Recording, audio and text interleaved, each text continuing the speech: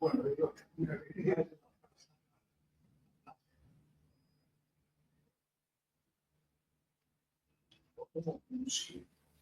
Buenas tardes. Buenas tardes. Damos la cordial bienvenida a la sede de la Corporación de Abogados Católicos para esta conferencia sobre la verdadera fe y la organización estatal, organizada por la Sociedad Tónica Argentina y la Corporación de Abogados Católicos, dentro del curso Los Fundamentos Filosóficos y Teológicos del Orden Moral y Jurídico según Santo Tomás y Concilio Vaticano II. Somos conscientes de la delicada cuestión que abordará el expositor y de los grandes debates a que ha dado lugar, tanto en el pasado como en la más reciente actualidad, y que continuará sin dudarlo en un futuro cercano. Hablando en general, no solo para Argentina, se interrelacionan cuestiones filosóficas, jurídicas y teológicas, pero también de naturaleza histórica, política y sobre todo de una ponderación de naturaleza prudencial. Solo unas breves reflexiones sobre la encíclica Quas Primas y su vigencia en el mundo de hoy, la doctrina del Concilio Vaticano II y el ejemplo de un punto basilar relativo a la libertad religiosa, como es el bautismo de los niños contra la voluntad de los padres, según Santo Tomás y según el Código de Derecho Canónico. La encíclica Quas Primas, publicada por el Papa Pío XI en 1925, es un documento fundamental que reafirma la realeza social de Cristo y su autoridad en todos los ámbitos de la vida humana.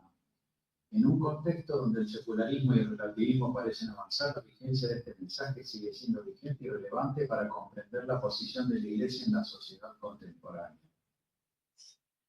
Quas Primas sostiene que Jesucristo es Rey de la humanidad y reclama reconocimiento de su autoridad en la esfera social, política y cultural. La encíclica denuncia el vacío de derechos y valores espirituales en muchas sociedades modernas donde se prioriza el materialismo y el individualismo. La proclamación de la realeza de Cristo no busca imponer, sino invitar a todos a reconocer la verdad y la justicia que derivan de su reinado divino. La doctrina de la encíclica sobre la realeza social se mantiene plenamente en el Concilio Vaticano II y en el Catecismo de la Iglesia, en las que se reafirma la dignidad de Cristo y su autoridad en la vida de los fieles y de la sociedad. El Concilio Vaticano II profundiza en la relación entre la Iglesia y el mundo contemporáneo, promoviendo una visión de diálogo y colaboración. Gaudium et Spes subraya que la Iglesia no solo anuncia el reinado de Cristo, sino que participa activamente en la transformación de la sociedad para promover la justicia, la paz y la dignidad humana. Lumen Gentium enseña que Cristo es la cabeza de la Iglesia y que mediante la participación de todos los miembros en su misión, la Iglesia puede colaborar en la construcción de un orden social justo. En la Declaración de Dignitatis Humanae se señala expresamente que se deja íntegra la doctrina tradicional católica acerca del deber moral de los hombres y de las sociedades para con la verdadera religión y la única Iglesia de Cristo. Se propone además el Sagrado Concilio, al tratar de esta verdad religiosa, desarrollar la doctrina de los últimos concilios sobre los derechos inviolables de la persona humana y sobre el ordenamiento jurídico de la sociedad. En el numeral 2105 del Catecismo se subraya: la Iglesia manifiesta así la realeza de Cristo sobre toda la creación y en particular sobre las sociedades humanas. Con cita de León XIII, carta encíclica Misericordiae Dei, Pío XI, carta encíclica Quas Primas. De este modo, la enseñanza del Catecismo complementa y profundiza el mensaje de Quas Primas, ya que reafirma que la realeza de Cristo tiene incidencia en la misión de la Iglesia y en la vida moral y social de los cristianos. Dejamos obviamente al expositor toda la problemática constitucional acerca de en qué forma se armonizan estos principios con los principios de nuestra Constitución Nacional. Solo decir que en el preámbulo se invoca la protección de Dios. Se establece además que la fuente de toda razón y justicia, que el artículo 2 determina que el gobierno federal sostiene el culto católico apostólico romano. Estas normas deben ser interpretadas en el sentido de que el Estado debe favorecer a la religión católica.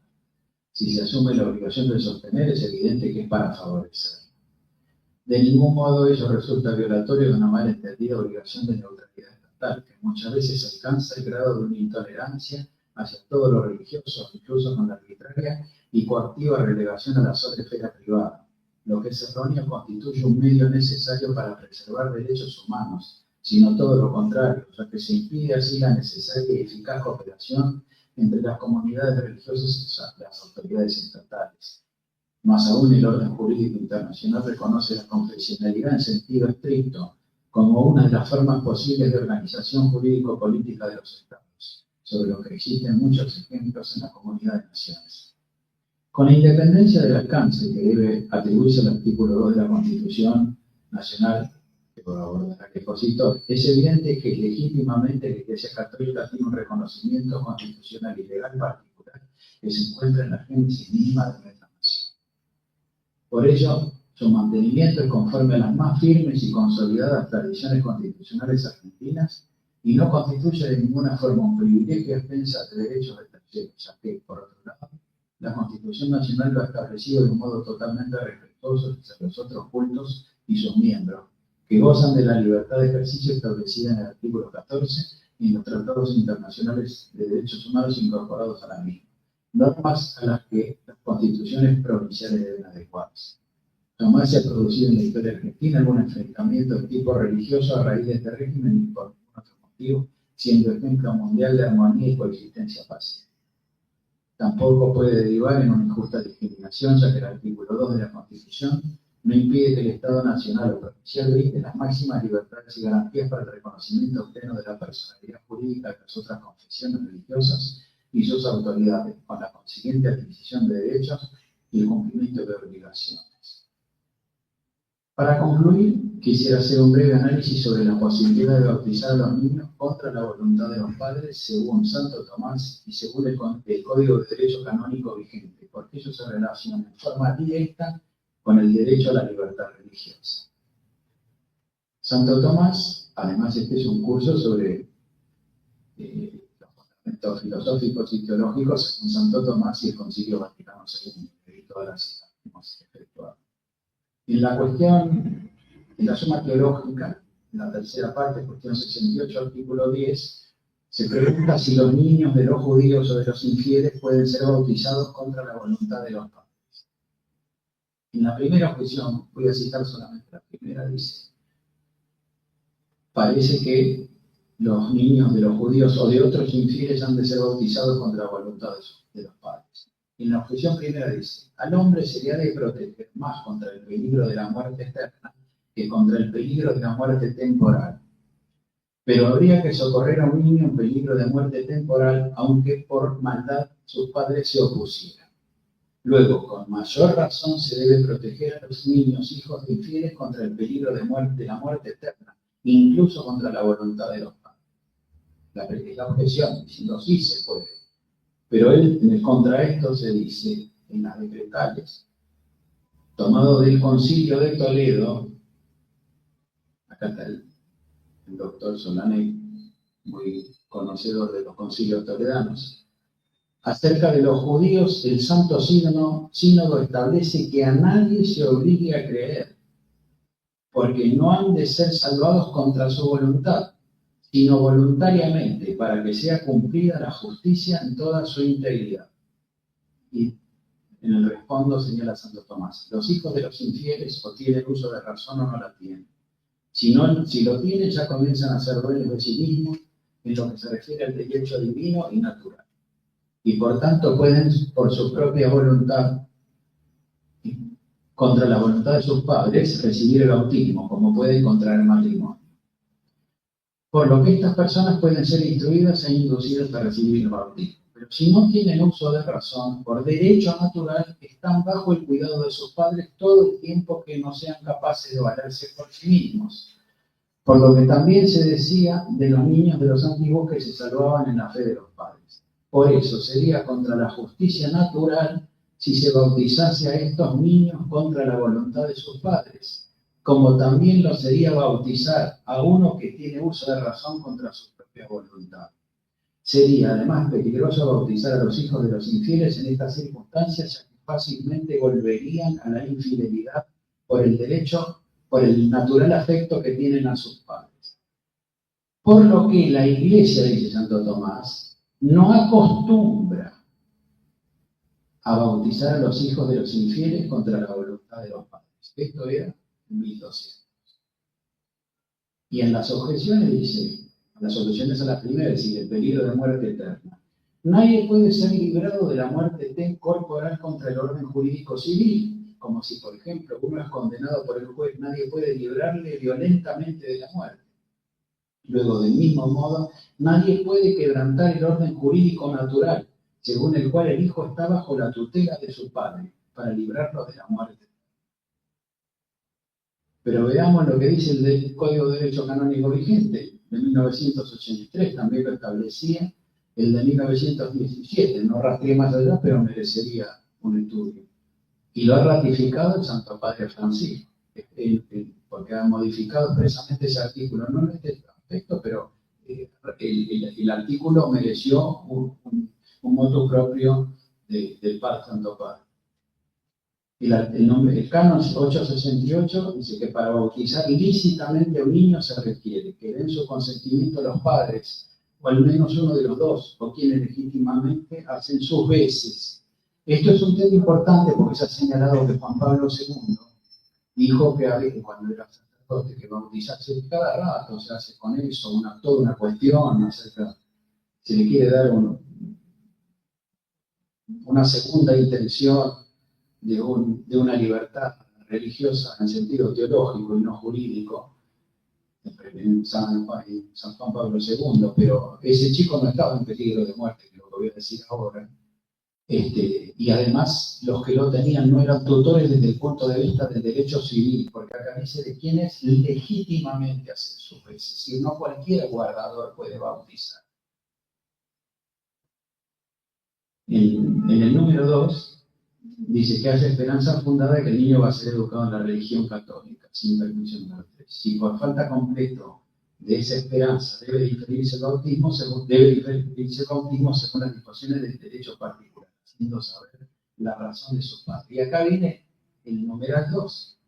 El niño de padres católicos e incluso de no católicos en peligro de muerte puede lícitamente ser bautizado aún contra la voluntad de sus padres.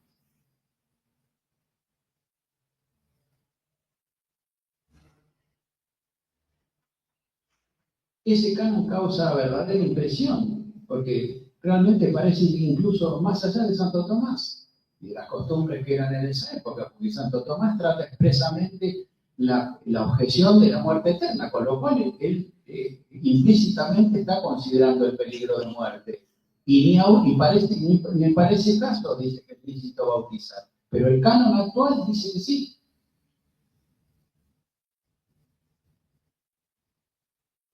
Este canon, desde una visión laicista, viola todos los tratados internacionales y las leyes positivas. Y seguramente así sería determinado en la mayoría de los tribunales del mundo.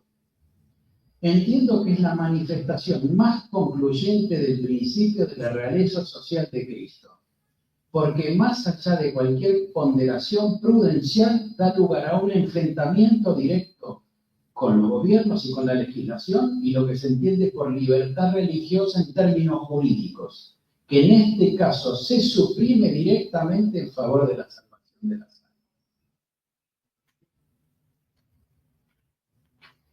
Ahora vamos a presentar al expositor, el doctor Ricardo Vázquez Chazal. Nació en San Miguel de Tucumán, provincia de Tucumán, República Argentina, en julio de 1960, casado, padre de familia y abuelo. Es abogado, graduado en la Facultad de Derecho y Ciencias Sociales de la Universidad de Buenos Aires. Miembro de la Corporación de Abogados Católicos, la Red Federal de Familias, el Instituto de Filosofía Práctica y la Sociedad Atómica Argentina, entre otras instituciones. Participante como expositor sobre el tema de vida y familia en diversos ámbitos académicos y legislativos. Ha sido docente en las facultades de Derecho y Ciencias Políticas de la Universidad Católica Argentina y Derecho en la Universidad de El Salvador. Autor de publicaciones relacionadas con la temática jurídica y diversas. Y entre sus libros se destacan El aborto en el derecho positivo argentino, Editorial del Derecho, año 2009, y La confesionalidad del Estado y libertad religiosa en la legislación argentina en la Universidad Católica de La Plata.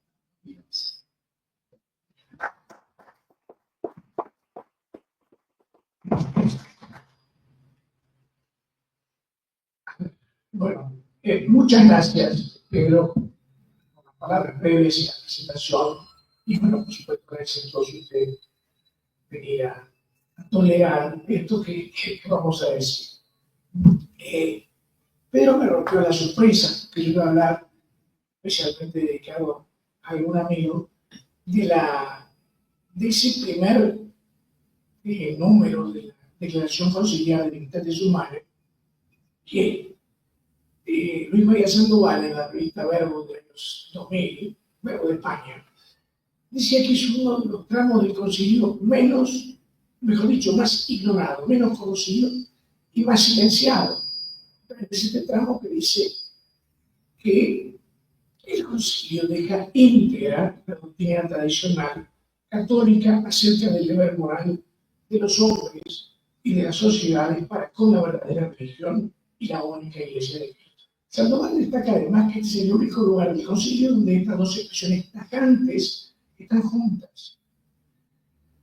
Este deber moral de los hombres y las sociedades, la única y verdadera religión, incluye el deber del Estado de dar culto a Dios, culto público a Dios.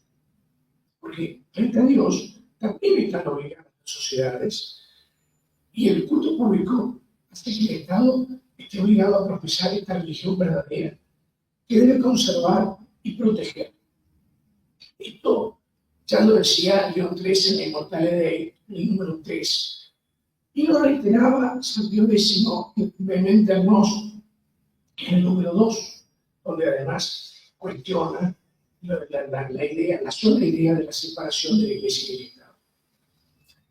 Y que, como decía un dominico español, Torino Rodríguez, ratificar la doctrina tradicional sobre los deberes de las sociedades para con la verdadera religión, la Iglesia Católica ratifica la doctrina del deber de las naciones y de los estados de buscar, aceptar, mantener y profesar privada y públicamente la religión de la Iglesia Católica, instituida por Cristo para todos los hombres, puesto que esto es una tesis fundamental de los papas de los siglos XIX y XX en materia de relaciones de las sociedades para con la Iglesia Católica.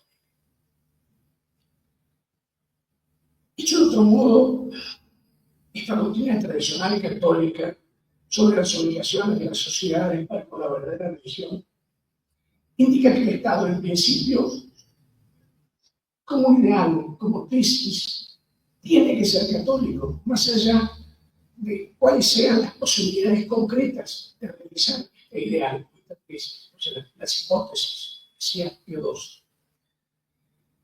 Como decía Pedro recién, esta idea no solamente está dicha en el concilio el número 1 de Libertades Humanas, sino que además está recogida en el Catecismo de la Iglesia Católica, en el número 2105, donde no solamente se reitera el texto, sino que además se hacen las citas que decía de Immortale Dei y Juan Primas, ¿no? Immortale Dei de León XIII sobre la Constitución Cristiana del Estado, del 1 de noviembre del 1885, y Juan Primas sobre la realeza de nuestro Señor Jesucristo, de Pío XI, el 11 de diciembre de 1925. Estamos por cumplir 100 años de Juan Primas.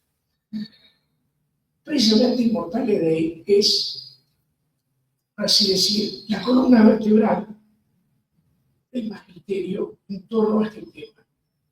Tanto que de cómo deben ser las relaciones entre la Iglesia y el orden temporal, digo, ¿no?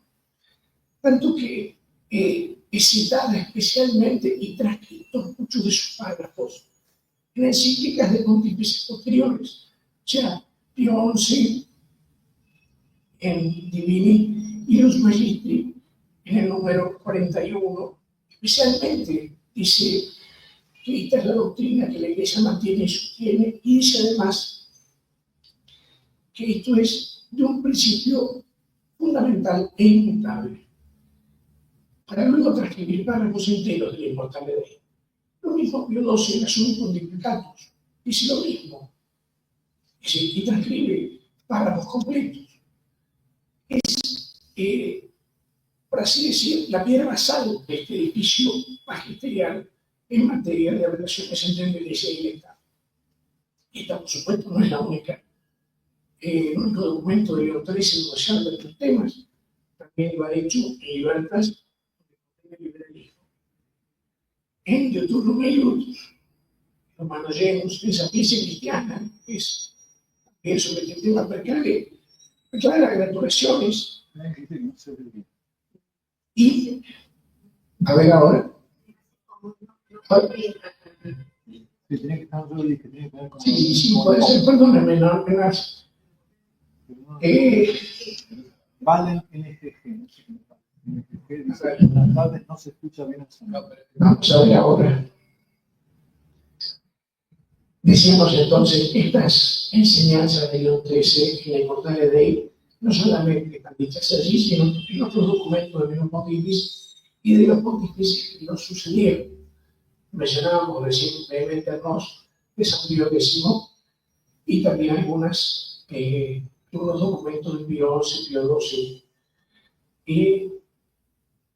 Y de conformidad con esto, el Estado y la Iglesia, vamos ya a entrar un poquito más en materia, son consideradas sociedades perfectas. Es decir, cada una de ellas contiene todos los elementos y todos los medios necesarios para alcanzar su fin.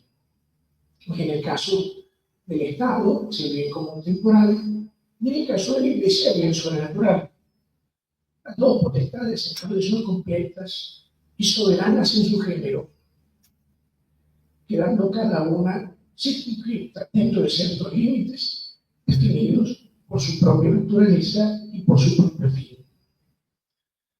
Pero como el sujeto pasivo de las dos sociedades es el mismo, el hombre y la sociedad justamente, y como puede suceder que un mismo asunto pertenezca, si bien bajo distintos aspectos, a la competencia de uno y otro poder, no son lo que llamamos las materias mixtas, el derecho mixto, o por ejemplo la educación o el matrimonio.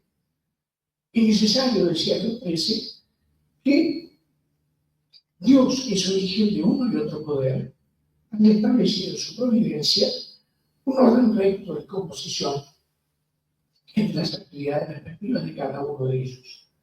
De allí dice el Papa que es necesario que exista una relación moral unitiva, comparable a la que se da en el hombre entre el alma y el cuerpo. No es una metáfora, no es ni siquiera una analogía, es una comparación. Y que dice el Papa que para determinar la calidad de esta relación, lo que hay que ver es la naturaleza de cada uno de los poderes, teniendo en cuenta la excedencia y nobleza de sus fines respectivos. El poder civil, vuelvo a decir, tiene como próximo y principal el cuidado de las cosas temporales, y el poder eclesiástico, en cambio, la adquisición de los bienes eternos.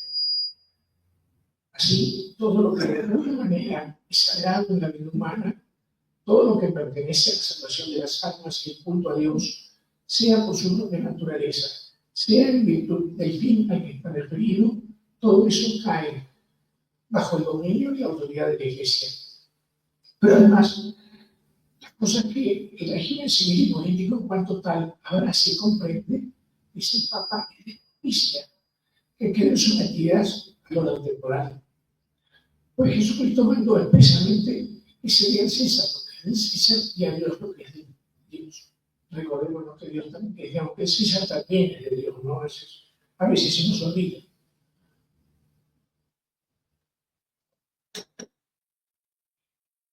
En las cuestiones de derecho mixto debe limitarse la separación y el conflicto entre los poderes, y ha de fomentarse en cambio la debida concordia y estar de acuerdo con los fines próximos, o sea, dando origen a ambas sociedades. También esto implica una relación de armonía entre los poderes. Modernamente se la busca sintetizar con una expresión autonomía y cooperación, que no es nueva. O sea, la autonomía es la palabra de Eutrice, y de colaboración y cooperación, que se hablaba también en el magisterio anterior.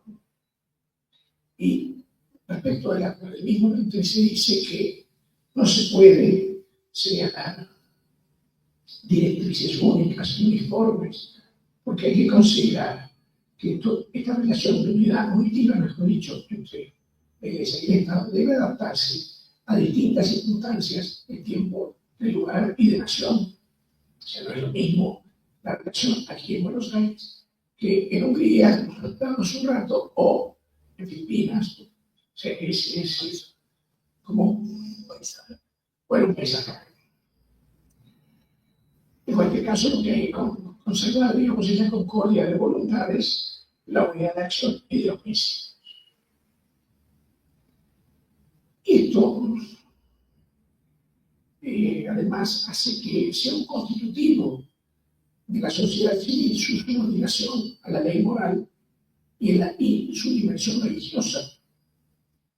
Esto implica, en palabras de Monseñor de Alacampos, que fue un obispo español magnífico, fue el grito conciliar del episcopado en el concilio, y Juan II fue además obispo de Cuenca, donde se había sido obispo auxiliar de Madrid.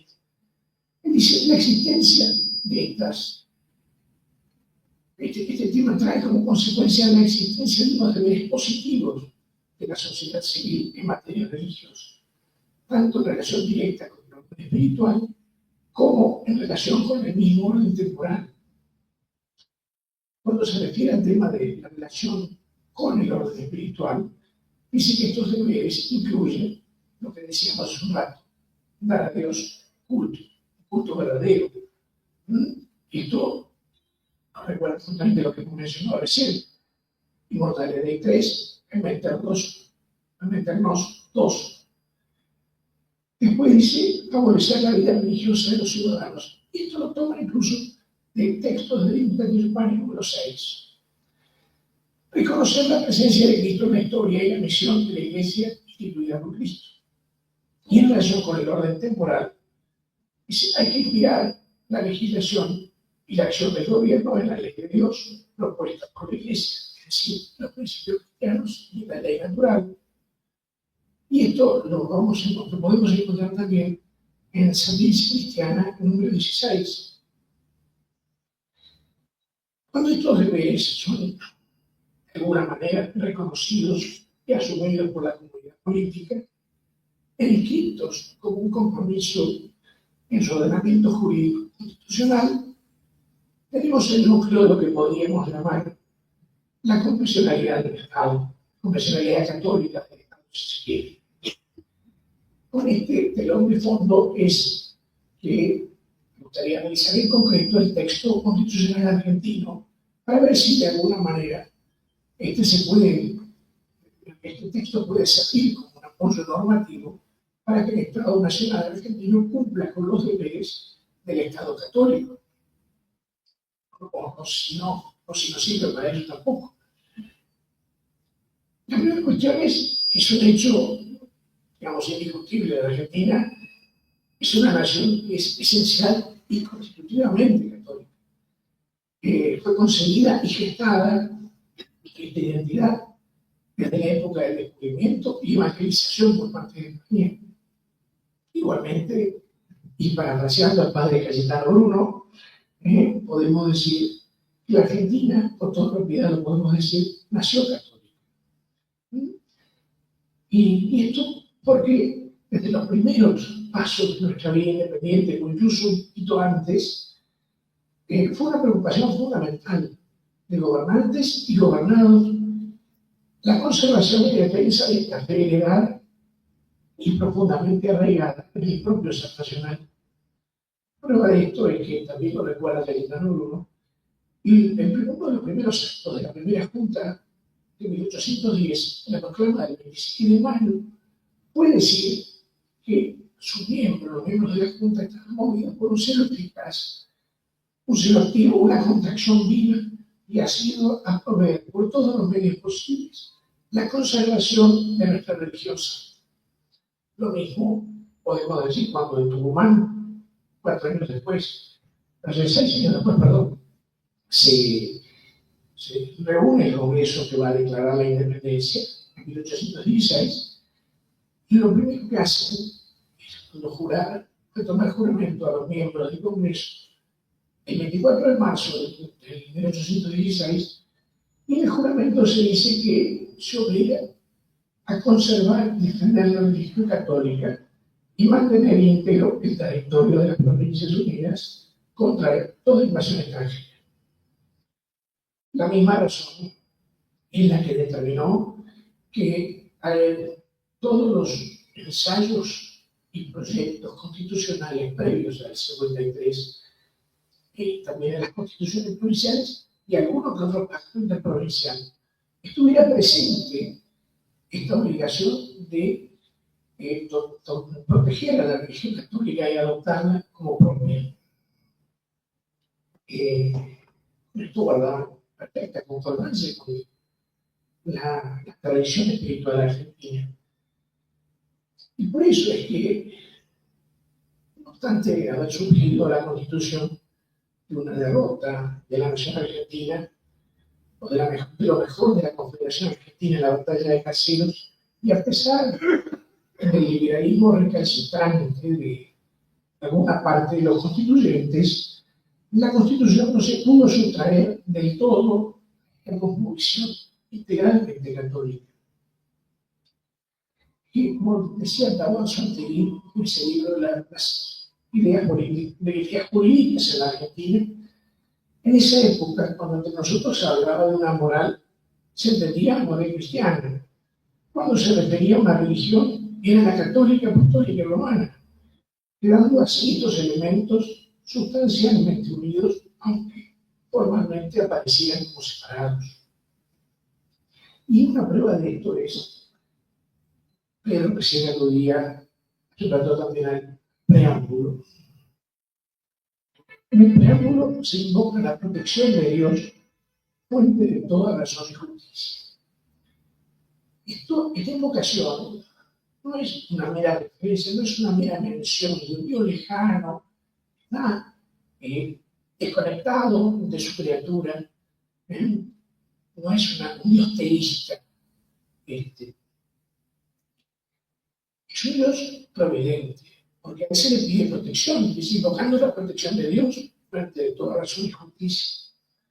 Con esto, y esto lo decía Santiago de Estrada en un ciclo de conferencias que organizó Alberto, solamente en el año 88, sobre la Iglesia y el Estado, acá la corporación, pero en la otra sede, hacer esto, los constituyentes pusieron al Estado y a sus instituciones bajo la protección del Dios providente de la única religión que todos ellos decían profesar o al menos reconocer como verdadera. Sí, como vamos a ver después, a quienes en la convención sostuvieron posiciones por lo demás heterodoxas en materia religiosa, declararon creer la verdad de la religión católica. Luego, es lógico concluir en que cuando invocaron a Dios, lo hicieron aludiendo a Dios uno y trino, que los católicos adoramos y le conocemos como creador, redentor y santificador. Por otro lado, dice Vidal Campos, y creo que con razón, esta mención equivale también a confesar que toda medida de lo razonable y de lo justo está referida a Dios, haciéndose recibir entonces en el derecho natural el patrón o estándar para el derecho positivo, que está anclado entonces en Dios.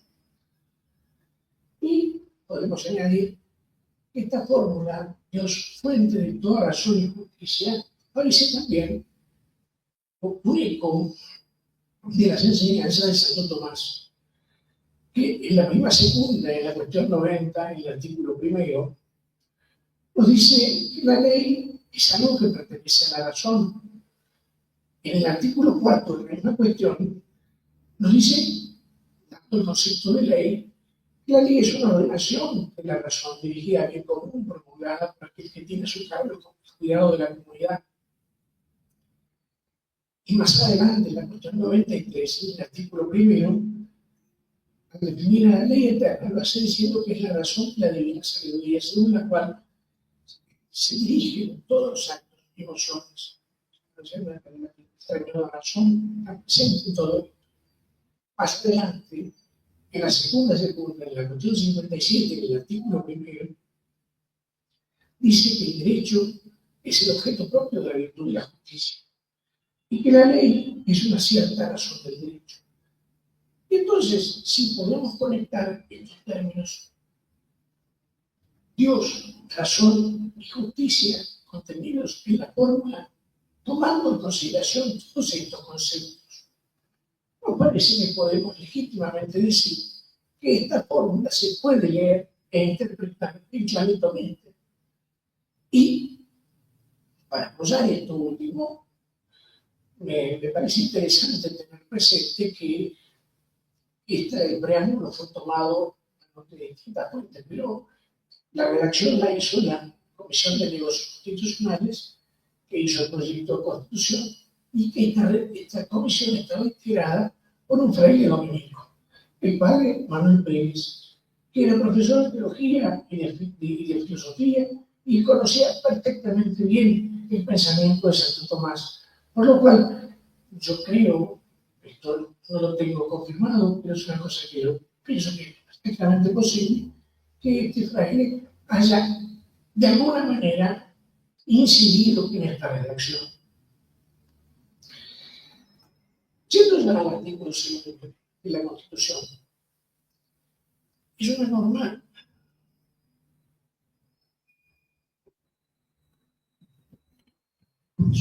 muy escueta, muy parca. Dice, el gobierno sostiene el culto católico, el gobierno federal sostiene el culto católico romano.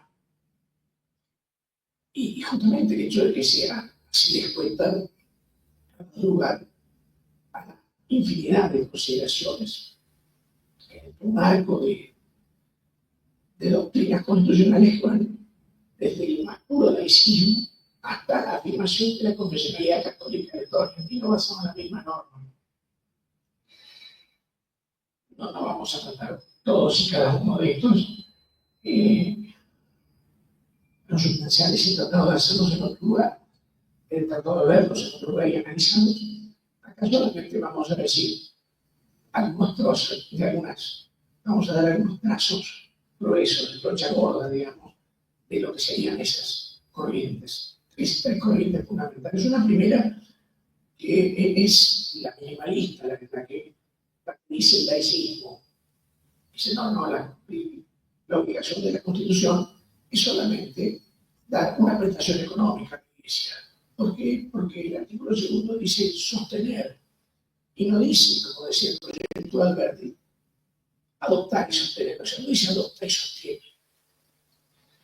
Esto se dijo en cuanto salió la Constitución en el 53 y fue contestado por el mismo Alberti en Paraíso, en un artículo que se llama La cuestión religiosa argentina, se publicó en Mercurio en septiembre del 53, en el cual él dice: se ha querido ver mal espíritu en la redacción del artículo de la Constitución de Mayo que impone al Estado el sostén de la religión católica apostólica romana, sin hablar de adopción, como si el Estado pudiese tomar a su cargo el sostenimiento de un culto que no fuese el suyo. Además de esto que dice el padre que contesta la objeción, creemos que el hecho que la Constitución no diga expresamente que adopta la religión católica no significa, sin más, que esto no sea así. Más adelante vamos a entrar un poquito más en detalle en lo que fue el informe de la Comisión de Negocios Constitucionales al presentar el proyecto de Constitución. Pero ahora tengamos una cosa: cuando este informe se refiere a la norma del artículo 2, dice, con relación a la religión católica, que es la religión que hemos heredado. Y esto es decir que la religión heredada implica que la hemos recibido y que la hemos aceptado. Y si se quiere, la hemos adoptado. Asumiéndose con esto que es la religión propia de la nación argentina. Y por eso, es que, encuentro razón de lo que decía, vuelvo a citar a Santiago de Entrada, esa magnífica cosa que se ha escrito acá. Dice que esta corriente interpreta el artículo constitucional equivocadamente, porque lo hace considerando más lo que no dice que lo que dice, ¿no? Pues hay otra línea de autores constitucionales constitucionalistas que reconocen que la norma le da preferencial a la Iglesia Católica un estatuto propio, que no miran con disfavor, lo consideran bueno a eso. Entonces dice que esto significa que el cumplimiento de la obligación constitucional es algo más que una prestación económica. Lo que pasa es que no concretan en definitiva en qué consiste ese algo más. Dicen que está muy bien, pero no. Después finalmente están nosotros, la última corriente, por así decir, que grupo de corriente que dice que efectivamente esto trae un estatus diferente para la Iglesia, que es preferida, protegida. Si algunos otros dicen no, la relación de la Iglesia Católica con el Estado argentino se resuelve en la confesionalidad católica, en la tipología de la secularidad, dice acá, por ejemplo. Y extraen de esto importantes consecuencias jurídicas que son favorables a la doctrina del catolicismo y a su necesaria proyección en la legislación y en los demás actos del gobierno.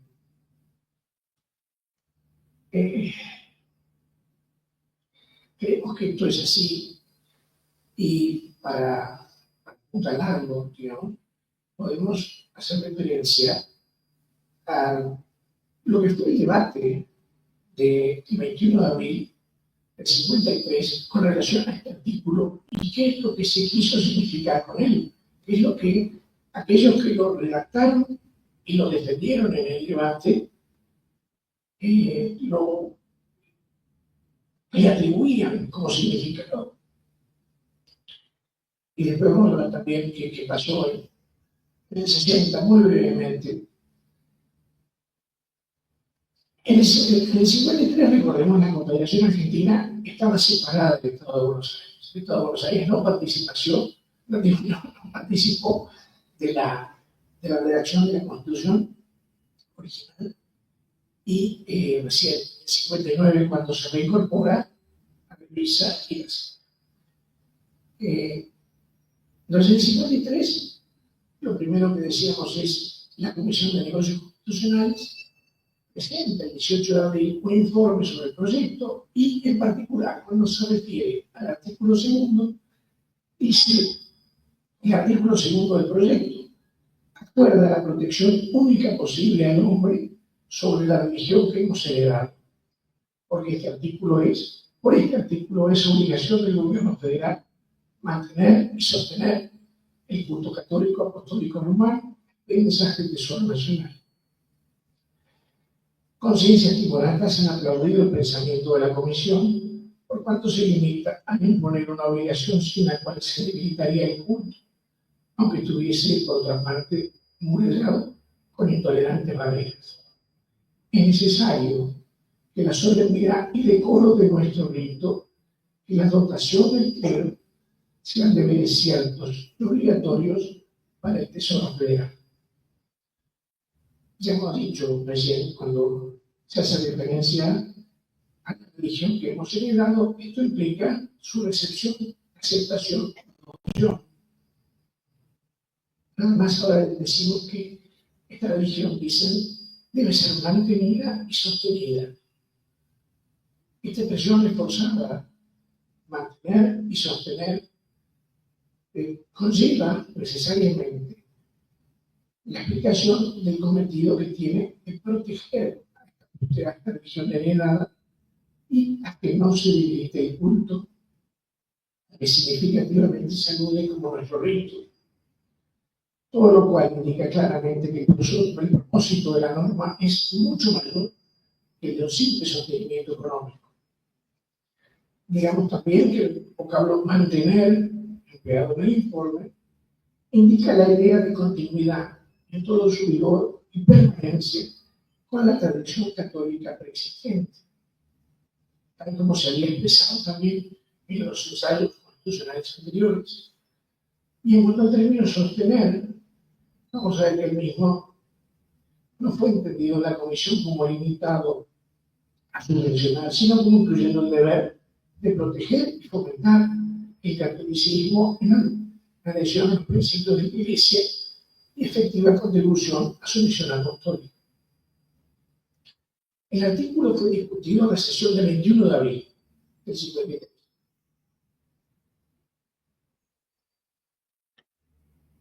Y allí se formularon distintas propuestas de mejora, porque el artículo, los convencionales lo vieron, era muy expuesto, muy mal. Y así, como se llama el Centeno, que el presbítero Centeno, pidió que el artículo dijera: la religión católica apostólica romana, como única y sola y verdadera religión, es exclusivamente la del Estado. El gobierno federal la acata, sostiene y protege, particularmente para el libre ejercicio de su culto público. Y todos los habitantes de la Confederación le tributan respeto, sumisión y obediencia. Por otro lado, Manuel Pérez propuso una redacción también sintética, pero un poquito mejor. O sea, el gobierno federal profesa y sostiene el culto católico apostólico romano. Leiva, miembro de la Comisión de Negocios Constitucionales, quería que el artículo fuese más explícito y propuso que el mismo dijera: la religión católica apostólica romana, única y verdadera, es la religión del Estado. Las autoridades le deben toda protección y los habitantes veneración y respeto. Esto fue contestado por quienes querían que el artículo quede como quedó.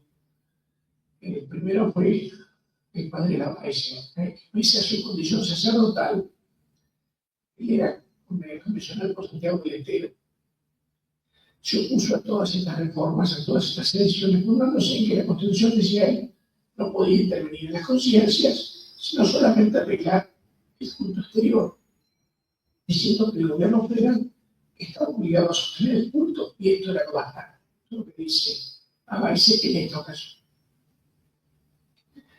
Como Centeno insistía en que el artículo sea más explícito y que se declare que la religión católica es la única verdadera, reconociéndose que era el único y solo sentimiento dominante en la mayoría de los habitantes de la Confederación, esto le fue contestado por Urostiaga. Cuando vemos las respuestas de cada uno de estos planteos, vamos a ver que los que responden y que defienden el artículo, cómo ha sido sancionado, le van atribuyendo al artículo un significado cada vez mayor, más favorable a lo que es el derecho de la Iglesia. Acá Urostiaga dice que el artículo impone al gobierno federal la obligación de sostener el culto católico apostólico romano, y esta disposición presupone y tiene por base el hecho incontestable y evidente cuál es que esa religión era dominante en la Confederación Argentina, la que la mayoría de los habitantes se la empezó a conceder que es la religión dominante. Y dice además que es un derecho y un deber del Estado sostener el culto, y que ello no puede ser contestado por aquellos que piensan que la moral, la religión y la piedad están íntimamente ligados al bien del Estado, agregando que todo hombre convencido del origen divino del catolicismo miraría como un deber del gobierno mantenerlo y fomentarlo. Se otro reconocimiento, ya estamos hablando del fomento del catolicismo entre los ciudadanos. Finalizando que, bueno, con estas breves observaciones se iba a fundar el voto de no sea cambiado durante. Otro convencional también de los mismos, Zapata, cuestionó la propuesta de Centeno, pero reconoció que la religión católica era la dominante y dijo que esta religión era lo dijo así, ¿no? Son estas expresiones que a veces se ven, era hija del cielo, y bueno, que no necesitaba mayor protección de los hombres, como estos sí necesitaban de la suya. El convencional Leiva, el convencional constante, quería insistentemente que el artículo sea más explícito, lo volvió a pedir, para que no sea mal interpretado y para que la Constitución sea bien recibida, decía él. Pero esto le fue contestado por sí, quien hace otra vez concesiones. Dice que en el deber de sostener el culto está incluida la declaración de que la religión católica apostólica romana es la mayoría de la casi totalidad de los hijos de la República Argentina. Y comprendía también la creencia del Congreso Constituyente sobre la verdad de ella. O sea, acá ya el Congreso declara que cree que la verdadera religión es la religión católica. Pues sería absurdo negar al gobierno federal el sostenimiento de un culto que simbolizase una quimera. Terminando con que el respeto y veneración de los habitantes de la República estaban comprendidos en el deber que se imponía al gobierno de sostenerlo. O sea, el artículo ya significa que la religión es la verdadera, que es la de la mayoría, y que los demás habitantes, que todos los habitantes de la nación tienen que respetarla y venerarla. ¿Y cómo tenía, dice él, por el artículo tal cual está redactado? Porque su punto de partida es el interés bien entendido de la religión católica apostólica romana, cuya divinidad reconocía, cuyo culto y práctica respetaba. Otra vez volvió a la carga de su guía, el presidente de la sesión, para que el artículo sea más explícito, propuso una nueva redacción y dijo una cosa interesante, que él dijo que la comisión al imponerse este deber de sostenimiento del culto se fundaba en que la religión católica apostólica romana era la religión del Estado o la de la mayoría de los habitantes. Entonces es un tema interesante. Es más de una oportunidad, incluso quienes preferían o triunfaron en su posición de mantener el artículo como quedó redactado, en más de una ocasión hace referencia a la religión católica como religión del Estado. El artículo se votó por mayoría de sufragios y no sabemos cuál fue, resultó que no hubo lugar a las modificaciones. Pero, de todas maneras, considerando solamente aquellos que dijeron aquellos que querían que el artículo sea como quedó, podemos sacar algunas conclusiones.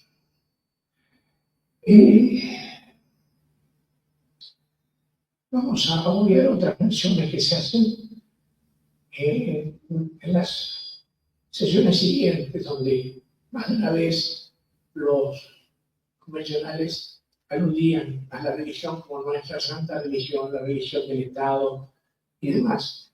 Pero sí, es interesante ver dos sesiones o dos cuestiones que se plantearon en dos temas que no estaban previstos en el proyecto. La primera cuestión es, por lo menos que no estaban previstos de esa manera. Cuando el artículo 67, inciso 15 de la Constitución Nacional habla de que el Congreso tiene el deber de proveer, por atribución de proveer, la seguridad de las fronteras y el trato pacífico con los indios. Esto era lo que decía el proyecto, no decía nada más. No habla de la conversión de los indios todavía. De la conversión de los indios se habló a partir de una propuesta del convencional Lavares, que se acordó que era sacerdote y que invocó para esto la caridad evangélica. Y sí dijo que sus deberes como sacerdote, y pidió entonces que no solo se conserve el trato pacífico con los indios, sino que se procure su conversión. Después de esto hubo una discusión y finalmente las que participaron se Gutiérrez y Pascal, pero sí aceptó por unanimidad la fórmula que es la que quedó. Como inciso 15, proveer la seguridad de las fronteras, conservar el trato pacífico con los indios y promover la conversión de ellos al catolicismo. En la sesión del 29 de abril, cuando se hablaba ya de las condiciones necesarias para ser presidente, y del vice, ¿no? No estaba previsto que sea católico el presidente. Y esto fue incorporado también a instancias de la Baice. La Baice dijo, bueno, fundó el que tenía que ser de esta manera, porque a quien iba a llevar adelante la relación con la Iglesia. Este debate lo interesante es la posición de Gutiérrez, que siempre parece que daba la nota, porque acá dice que no va a votar a favor de esta incorporación, va a votar a favor de que el presidente sea católico, pero no por los fundamentos que se han dado, sino porque cree que esto es una manera indirecta de reconocer que esa religión que se impone al gobernante era la religión a la que pertenecía la casi totalidad de la Confederación Argentina, y que sean cuales fueren sus creencias, el gobernante, así como sus ministros, son responsables ante la nación de la infracción de la última de sus leyes, y que es ley fundamental de la República que el gobierno sostenga el culto apostólico, católico apostólico romano.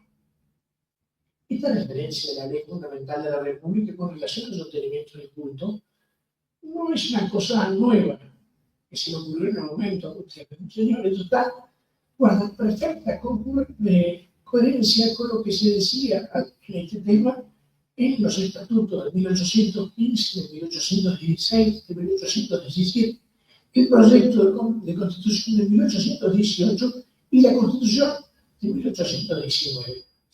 Sabía perfectamente lo que hablaba. Tanto la promoción de la conversión de los indios al catolicismo como el requisito de ser católico, de pertenecer a la comunión católica del presidente, fueron eliminados en la reforma constitucional del 94. Lamentablemente, ¿no? Pero de todas maneras, la consideración de estos temas, cómo fueron incorporados los textos, nos permite ver cuál era el sentido y el alcance del artículo segundo, que era mucho más que un sostenimiento meramente económico.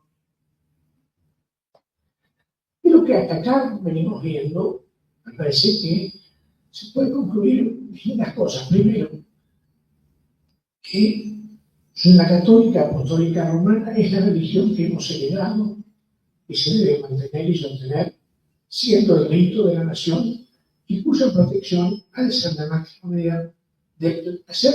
la máxima posible, cubriendo la necesidad de que no se debilite el culto en seguridad, lo cual se establecen deberes obligatorios para el tesoro federal. Esto surge del informe de la Comisión de Negocios Constitucionales.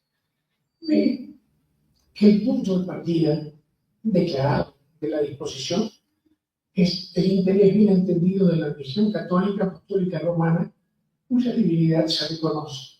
Intervenciones de Seguí y de Zapata.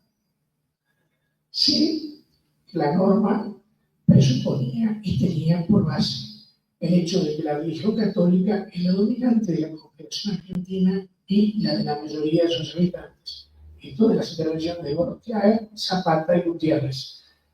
De la mención de que la piedad, la moral y la religión están íntimamente relacionadas al bien del Estado. Con este precepto se establece un deber de aquel de sostener el culto católico y mantener y fomentar el catolicismo entre los ciudadanos. Esto de la intervención de Gorostiaga.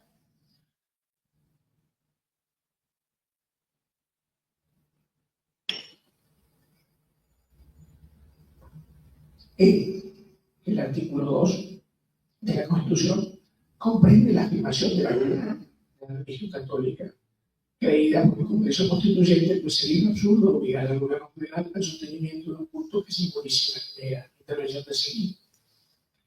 F, es obligación de sostenimiento, se encuentra comprendido el respeto y la veneración que todos los habitantes de la nación deben a la religión católica. Intervención de Seguí. Que el artículo segundo del cuerpo constitucional fue inspirado en sentimientos verdaderamente católicos, e implica como un cometido fundamental de los poderes constituidos coadyuvar a la propagación del Evangelio. Esto decía Leiva en la sesión del 27 de abril, donde fundaba un proyecto y decía que, bueno, que al adoptarse el artículo segundo, el Congreso había estado inspirado en sentimientos verdaderamente católicos y que, ya que el punto de partida era la promoción del Evangelio, él proponía lo que no puso que no cuajó, pero digamos, quedó afirmado esto y nadie lo discutió. Y H, el sostenimiento del culto católico apostólico romano es una ley fundamental de la República, por cuyo cumplimiento gobernantes y ministros son responsables ante la nación, y esto sale de la intervención de Gutiérrez el 29 de abril que hemos mencionado. Cuando se reincorpora la Confederación en el 59, después de la batalla de Cepeda, y se firma el Pacto de San José de Flores el 11 de noviembre del 59, se acuerda que Buenos Aires va a revisar el texto constitucional y va a proponer las reformas que considere necesarias. Estas iban a ser consideradas en una convención ad hoc, una convención especial para eso, que tuvo lugar en el 60. Allí, Félix Frías pidió mejorar el artículo segundo y propuso como texto que dijera: la religión católica apostólica romana es la religión de la República Argentina, cuyo gobierno costea su culto. El gobierno le debe la más eficaz protección y la más profunda veneración. Esto fue el planteo de Frías. Claro, en la convención esta estaba Sarmiento. Y lo primero que hace es suponerse una cuestión reglamentaria. Dice, no, esto no se puede. Pero cuando dio el primer round y se dijo que se iba a discutir sobre tablas el proyecto, empezó ya Sarmiento con una diatriba de otro calibre, ya más ideológica, llena de insultos personales, de ataques personales, ¿no? Y salía de cuajo, porque él dice que esta cuestión, la comisión que había revisado, la comisión había decidido dejarla de lado para no tener un debate mayor, y que había querido dejar las cosas como las había encontrado, había dejado la cuestión de la Confederación Argentina en el 53, que no causaba problemas. Pero además añadió unos condimentos respecto de la tolerancia, la libertad de culto, la libertad de conciencia, que no tiene nada que ver. Esto fue conceptado en varios profesionales. El primero, que dice una cosa que me parece interesante por lo que vamos a concluir después, él dice, apoyando la propuesta de Frías, dice: ¿cómo es posible que Sarmiento se oponga a esto si en todas las provincias, en todas las constituciones provinciales se dice que la constitución católica, que la religión católica es la religión oficial? Y esto también se dice en la provincia de la cual es oriundo también Sarmiento, es decir, San Juan. Dice que, puesto que todos los habitantes de la Confederación, por otra parte, son católicos, tanto los nacionales como los extranjeros. Pero no entiende la oposición y adhiere al pedido de Frías. Pero también hubo otras convenciones como Portela y como Roque Pérez, otro conocido más o menos, ¿cierto? Que querían que la discusión no vaya más allá de donde está planteada y que no querían avanzar en esto, y entonces le pedían a Frías que retire la propuesta. El Sarpin tuvo una posición clara, por lo menos, porque él dijo que si bien estaba de acuerdo con todo lo que pedía Frías, decía que esto sería brillante en una sala de representantes, una legislatura provincial, pero no el Congreso Federal. Si esto rompería el federalismo. Y volvió a decir, como lo que había dicho antes Sarmiento, que la comisión había querido dejar esto para evitar que algunos se discusionen sobre el tema. Otros profesionales, TVCI, dijo que apoyaba el artículo como proponía varias, pero incluso como una fórmula transaccional proponía que se tome el texto del artículo correspondiente de la Constitución del Estado de Buenos Aires, que decía más o menos lo mismo que decía la propuesta de Gutiérrez. Pero bueno, Frías no se avino a esta idea y siguió. Y bueno, hubo otra adhesión, la de Anchorena, pero otra vez Gutiérrez da la nota, ¿no? Con alguna. Dice, él, cuando se opone a la mejora, dice, en principio de que la religión católica sea la religión del Estado, se haya consignado en todas las constituciones de provincia, por manera que la religión católica viene a ser la religión del Estado sin necesidad del artículo que propone el señor Frías, pero aún sin necesidad del artículo segundo de la Constitución Federal que discutimos. Finalmente se votó y el artículo quedó porque no hubo posibilidad de mejorar. De todo esto, más que nada, lo que nos interesa es que más allá del planteamiento ideológico, de desarrollo y equivocado, en general lo que primó fue el temor de la ruptura. No se animaron a profundizar divisiones que malograran la unidad recuperada. Y también vemos aquí una visión erróneamente autonomista, excesivamente autonomista de parte de algunos representantes de Buenos Aires, como Vélez Arfield. Digamos ahora algo con relación a las constituciones provinciales sancionadas después del 53. El artículo 5 de la Constitución decía que las constituciones provinciales tienen que estar de acuerdo con los principios, declaraciones y garantías de la Constitución Nacional. Y la obligación del gobierno federal es sostener el culto católico está en el artículo segundo, que está precisamente en el capítulo de declaraciones de derechos y garantías. Por lo tanto, las provincias, al dictar sus constituciones, tienen que ajustar sus normas a la obligación constitucional de sostenimiento del culto católico, apostólico y romano.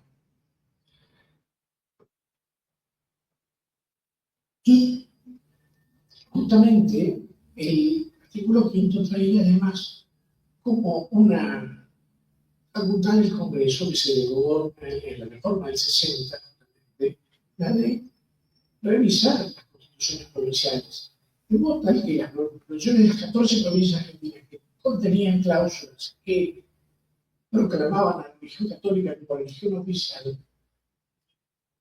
fueron revisadas por el Congreso. El Congreso en esa revisión vio que era compatible con la Constitución Nacional, con lo que significaba el artículo segundo, y las promulgó por leyes del Congreso. Esto significa que en la generación constituyente la cosa era muy clara. La religión católica romana era la religión del Estado, la religión oficial, por así decirlo, si se quiere. Teníamos una confesión de vida católica clara, claramente entendida, por lo menos. Incluso se han dado situaciones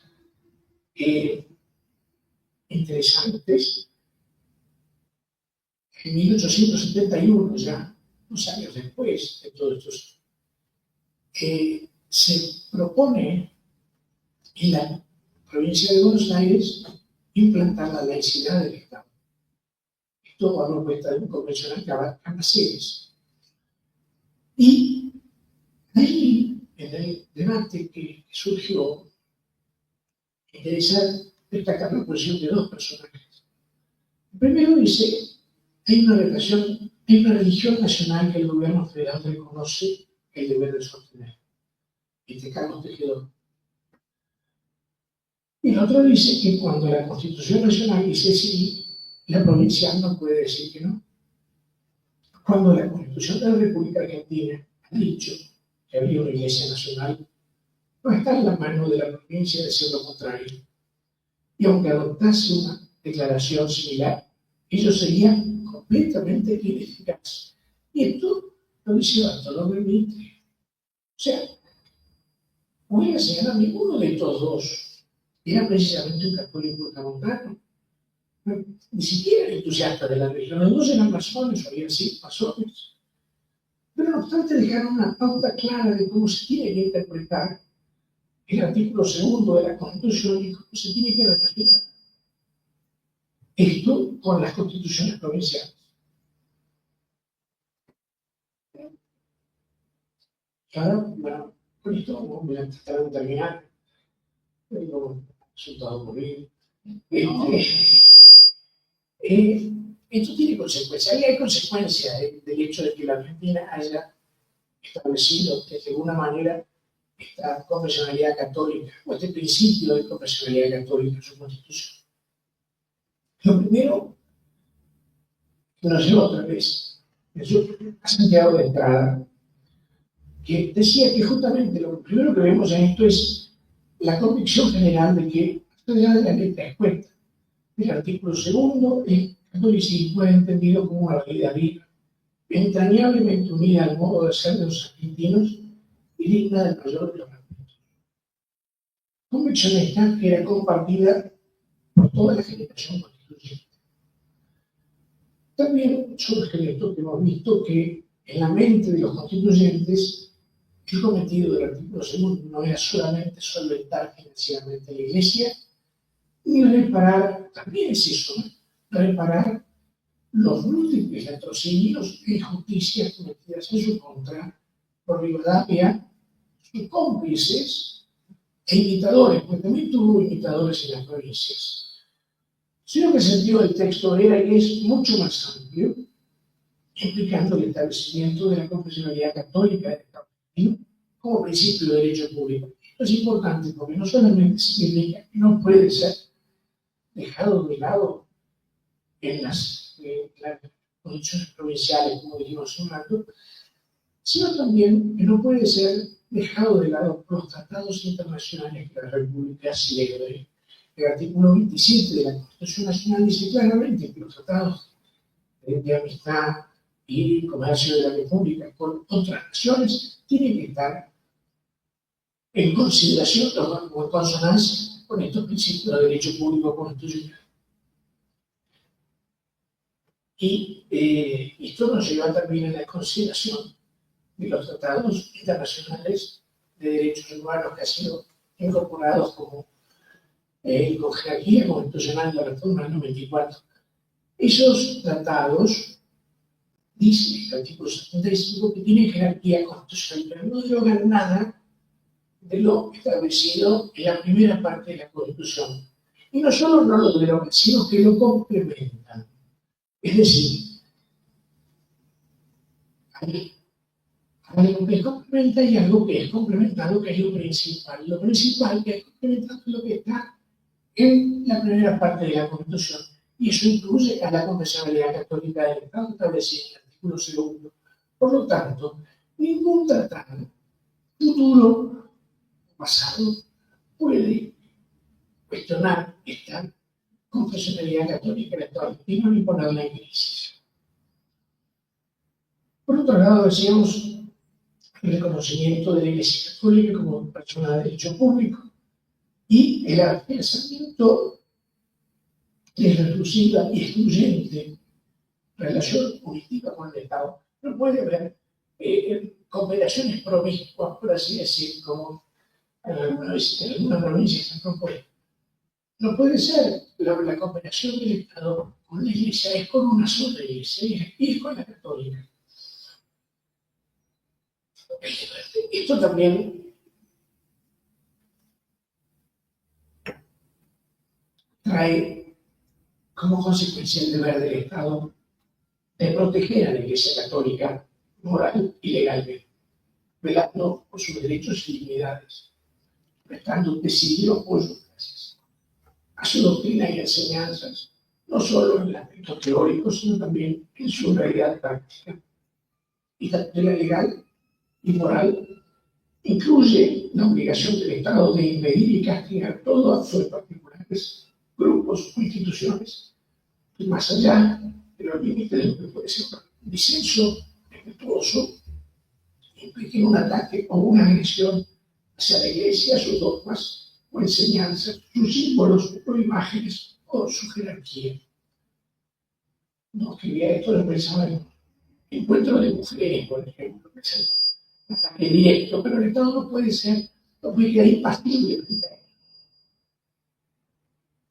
Derivación lógica de todo esto, como lo expresamos, en el sentido de que la piedad, la moral y la religión están íntimamente ligadas al bien del Estado. Resulta que los principios y valoraciones de la Iglesia Católica deben informar al nivel de la nación y demás actos de los poderes constituidos.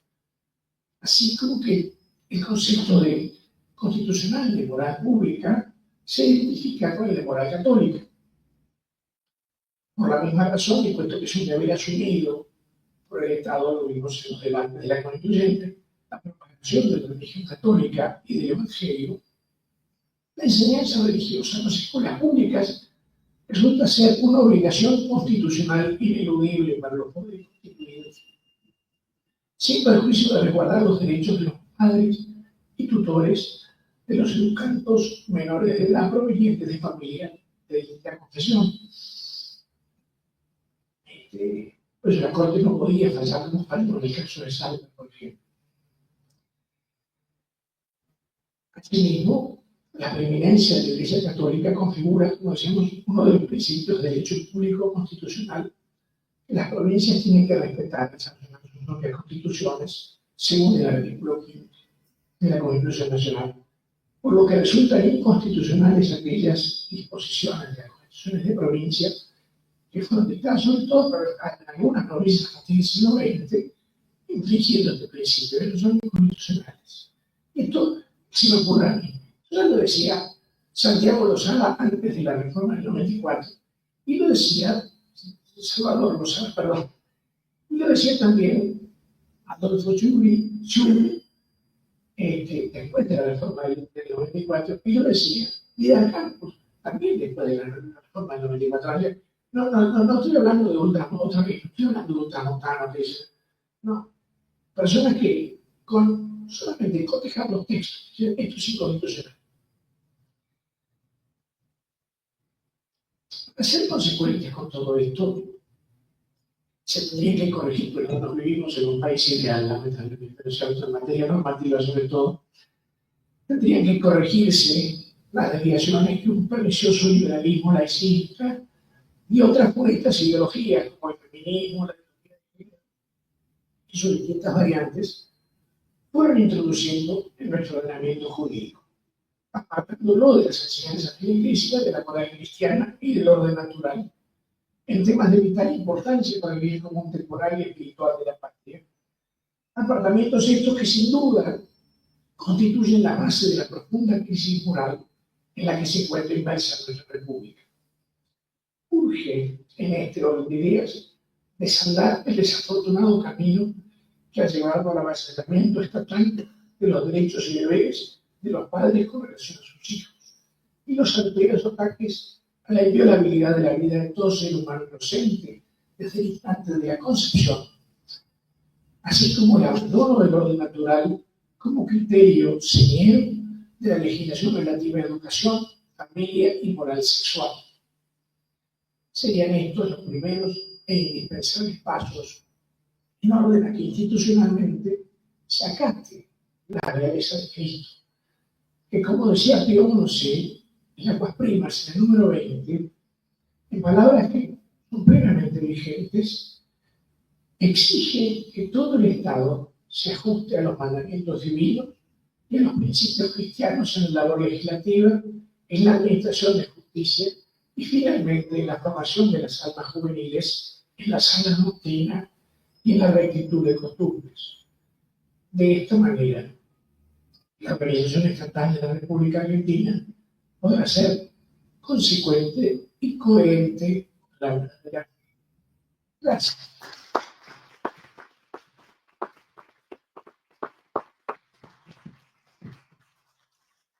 Y disculpen que tenga el micrófono y la voz.